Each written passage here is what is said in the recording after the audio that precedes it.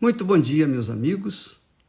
Deus os abençoe de forma abundante, de forma extraordinária, de forma que Ele, Deus, o Todo-Poderoso, o Deus de Abraão, de Isaque, o Deus de Jacó, Ele venha ser visto, sentido, através da sua vida. Quer dizer, a sua vida seja uma fonte para a glória de Deus e a salvação de outras tantas pessoas. É o que nós queremos para vocês. Essa é a vontade de Deus para todos nós. O texto de hoje tem muito a ver com a história que eu vou contar para você. Ontem nós contamos a história da vaquinha, né? Você lembra? Do sábio e o seu discípulo. Hoje eu quero contar outra história.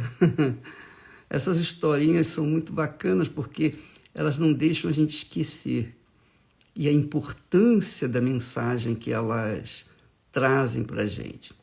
Então, conta-se a história de um homem que sonhou. Ele sonhou que estava num deserto. Mas um deserto assim, árido, completamente vazio de tudo e de todos. De forma que ele olhava para um lado, olhava para o outro, para o norte, para o sul, para o leste, oeste, etc., e não via nada, nada, absolutamente nada. Ele não tinha assim uma direção para seguir. Ele não sabia para onde ia. Ele não sabia onde era o norte, nem o sul, nem o leste, nem o oeste, ele não sabia de nada. Ele estava no meio do deserto sozinho. E ele queria chegar até a Nova Jerusalém, a cidade da felicidade eterna, que Jesus prometeu. Então, vendo a sua necessidade, o seu desejo de querer chegar à Nova Jerusalém, então um anjo lhe apareceu e perguntou-lhe: o que você quer? Para onde você está indo? Ele falou: eu estou perdido, estou completamente perdido, eu não sei para onde eu vou, mas uma coisa eu sei, eu quero chegar na cidade da felicidade, a Nova Jerusalém prometida pelo Senhor Jesus.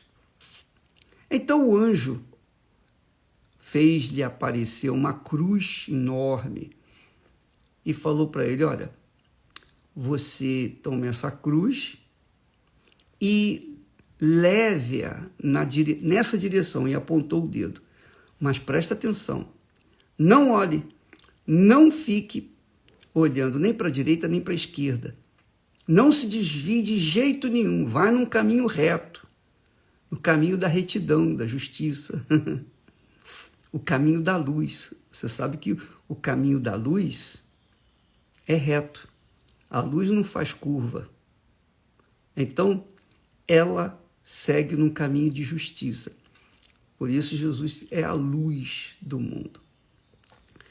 Então, eles, entendendo a proposta e querendo chegar na Nova Jerusalém, ele colocou a cruz no ombro e foi andando numa direção reta. E foi andando, andando, andando, parava, descansava, continuava andando, andando, andando, andando. E chegou um dado momento que o diabo lhe apareceu. E o diabo lhe perguntou: vem cá, o que você está fazendo com essa cruz? E ele contou a história: olha, o anjo me apareceu e me deu essa cruz e mandou eu ir na linha reta para alcançar a Nova Jerusalém. E o diabo falou: mas peraí, você não precisa carregar essa cruz tão pesada. Ela está machucando seus ombros. Você pode até acelerar o seu passo e chegar mais rápido na cidade de Jerusalém. Quer dizer, o diabo sempre traz facilidade. Ele sempre oferece facilidade. É como os políticos fazem normalmente. Eles criam dificuldades para venderem as facilidades. Então o diabo apareceu com a facilidade. E então o homem imediatamente aceitou aquela sugestão, cortou os braços da cruz, cortou o pé da cruz, diminuiu um pouco onde estava a cabeça da cruz e colocou a cruz debaixo do braço e foi feliz da vida. Agora não estava mais pesada, a cruz ficou leve e ele foi em frente, feliz da vida, que ia chegar na cidade da felicidade. E quando foi entardecendo, ele viu uma luz enorme. E ele ficou mais animado e apressou o passo, porque ele sabia que ali era a cidade da Nova Jerusalém. Porém, quando ele foi se aproximando da cidade, ele observou que havia um enorme precipício entre onde ele estava e a Nova Jerusalém. E ele ficou, o que eu faço? Olhou para um lado, olhou para o outro, não viu ponte. Então, o anjo lhe apareceu de novo e perguntou, o que houve? Ele falou, eu cheguei aqui, eu quero atravessar, mas eu não estou vendo ponte. Ele falou, o anjo lhe falou, cadê a cruz que eu lhe dei? Não, olha, o diabo apareceu, me sugeriu cortar para ficar mais fácil, e eu cortei, agora aqui é a cruz. Eu falei, não, essa não é a cruz que eu te dei. A cruz que eu te dei, ela daria para você atravessar, colocaria de um lado de outro e poderia passar por cima e entrar na cidade da felicidade. Agora, eu não posso fazer mais nada. A única cruz que você tinha era aquela que pertencia a você. Você cortou a cruz, eu não posso fazer nada. Então, amiga e amigo, isso mostra que cada um tem que tomar a sua cruz. O diabo sabe que a gente tem que tomar a nossa cruz. E ele tenta facilitar. Ele tenta trazer ideias para que venham facilitar a nossa chegada à Nova Jerusalém. Só que ele não facilita dizendo, corta a cruz. Não. Ele pega algumas palavras soltas da Bíblia e faz com que as pessoas venham interpretá-las de forma que facilite a sua cruz. Não corta, mas facilita.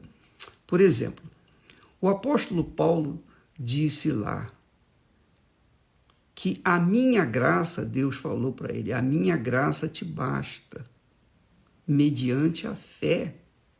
Mediante a fé. A graça de Deus nos basta mediante a fé. Então o diabo tira a palavra fé, que envolve sacrifício, que envolve a cruz, que envolve a morte do nosso eu para esse mundo, e diz só que a graça de Deus nos basta. Como se a graça de Deus fosse suficiente para tolerar os nossos pecados. Peraí, Deus entende, eu sou humano, Ele sabe que eu preciso também, poxa, dar uma força para a minha carne e tal. Então, as pessoas cometem adultérios, prostituições, pornografias, vícios, e são pessoas vazias, pessoas que se entregam à bebida, que se entregam a baladas, que se entregam aos caprichos que esse mundo oferece. E depois vem com aquela história, não, mas a minha graça te basta, está escrito lá, realmente, está escrito. Mas a graça de Deus é uma atitude de Deus para conosco. Graça quer dizer um favor imerecido que Deus nos dá graciosamente. Porém, da nossa parte, Ele também cobra a fé. A fé na graça dele, a fé no amor dele, a fé no sacrifício dele por nós, que obviamente, impõe o nosso sacrifício também. Porque quando Jesus fala, se alguém quiser vir após mim, negue-se a si mesmo, é a cruz.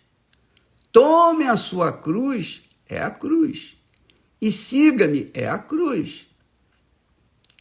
E cruz, meus amigos, é um símbolo da morte, é um símbolo de sacrifício, é um símbolo de você morrer para o mundo e viver em função da sua fé no Senhor Jesus.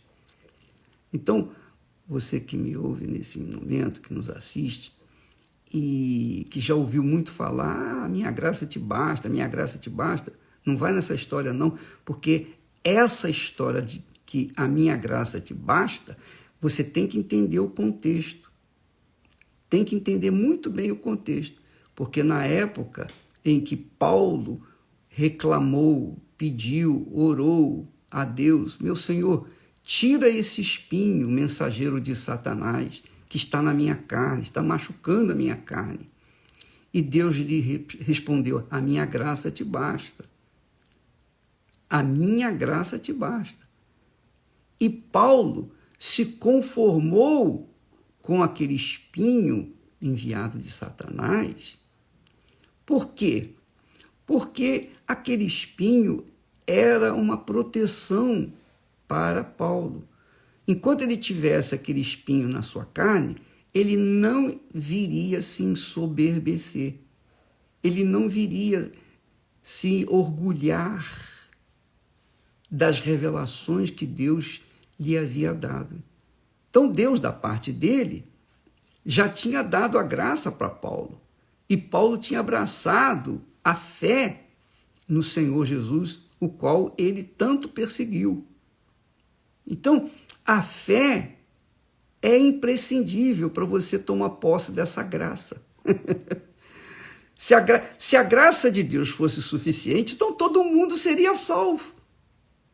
Todo mundo iria para Nova Jerusalém. E você sabe que não é assim.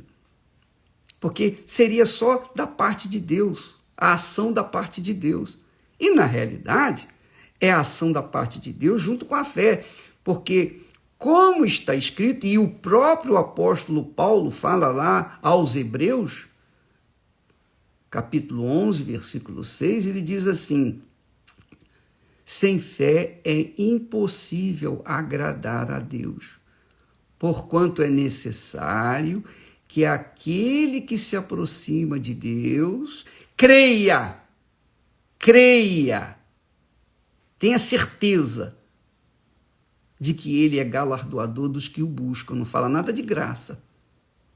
Então, para que eu possa agradar a Deus, eu tenho que manifestar a minha fé. Manifestar a minha fé não é dizer, eu acredito em Deus, eu creio em Deus e continuar vivendo no pecado. Não. Crer em Deus significa renúncia do nosso eu neste mundo. Renúncia do nosso eu neste mundo. Você quer casar? Você quer satisfazer a sua carne? Então você casa. Existe uma forma de você satisfazer a sua carne sem viver no pecado. Deus instituiu o casamento, o sagrado matrimônio. Agora, nós não podemos admitir que a pessoa viva no pecado, curta o pecado, tenha prazer no pecado e venha depois com essa conversa fiada de que a minha graça te basta. Por isso que muitos crentes estão caídos, prostrados, perdidos e vão para o inferno. Por quê? Porque confiaram apenas na graça de Deus. Não tomaram a atitude de manifestar a sua fé em Deus. Veja só como Jesus, como diz o texto sagrado lá de Mateus, capítulo 8, Mateus capítulo 8, Jesus diz assim, diz o capítulo 8, versículo 34, e chamando a si a multidão, olha só, chamando a si a multidão com os seus discípulos, disse-lhes, se alguém quiser vir após mim, se alguém, quem tem sede, se alguém quiser vir após mim, negue-se a si mesmo. Isso é sacrifício. Você negar a sua carne é sacrifício. Negar o seu pecado é sacrifício. Negar a sua cruz pesada e pegar, cortá-la e ficar pequenininho, carregá-la no pescoço pendurado, é fácil, é mole.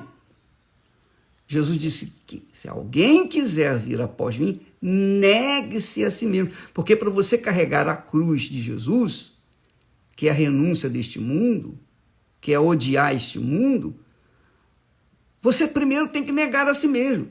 Como é que eu vou tomar a cruz sem ter que negar a mim mesmo? Não é possível. Primeiro, negue-se a si mesmo, sacrifício. Tome a sua cruz e siga-me. E siga-me. Porque qualquer que quiser salvar a sua vida, perdê-la-á. Qualquer que perder a sua vida por amor de mim e do Evangelho, esse a salvará. Pois o que adianta o homem ganhar o mundo inteiro e perder a sua alma? Que adianta você gastar toda a sua juventude, toda a sua força, toda a sua virilidade, toda a sua beleza na luxúria, nos prazeres da carne? Mas um dia você vai ficar velho, viu? Você vai ficar igual eu. Você vai perder o cabelo, vai ter que fazer plásticas, etc. Enfim, você vai tentar maquiar a sua velhice, não vai ter jeito. Cada vez vai ficando mais murcho, vai ficar igual um maracujá de gaveta. E o pior de tudo, a sua alma vai para o inferno se você não seguir Jesus, não negar-se a si mesmo, não tomar a sua cruz e segui-lo dia após dia após dia. Por favor, minha amiga, meu amigo, essas igrejas, esses pastores, esses crentes que pregam a felicidade ou a salvação de qualquer maneira, eles estão enganando vocês. Eles estão se apoiando no pecado. Eles estão se esquecendo da palavra do próprio Senhor Jesus. Aqui não foi um profeta que falou, não, foi o próprio Deus quem falou. Se alguém quiser vir após mim, negue-se a si mesmo. Tome a sua cruz e siga-me. Então a gente tem que negar mesmo. E negar não é fácil, é sacrifício. A coisa mais difícil que tem é negar a nossa vontade. Você, para negar a si próprio, você tem que lutar contra si mesmo. É uma guerra. Mesmo crente, mesmo batizado com o Espírito Santo. Todo dia a gente tem que negar a nossa carne. Todo santo dia. E eu posso falar isso para você, que eu sirvo ao meu Senhor há 57 anos praticamente. Pense nisso. E cuide da sua alma, porque a sua alma é eterna. Seu corpo, nosso corpo, passa, vira pó, mas a nossa alma é eterna. Ou ela vai viver eternamente com Deus, ou eternamente no lago de fogo e enxofre, onde já estarão o inferno, a morte, a besta, Satanás estará lá. Vai estar tudo empacotado lá no lago de fogo e enxofre. Bem, mas isso é outro assunto. Fica aí a palavra de alerta para quem tem juízo, para quem tem ouvidos para ouvir e obedecer.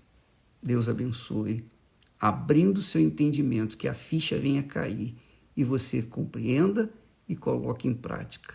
Em nome do Senhor Jesus. Amém.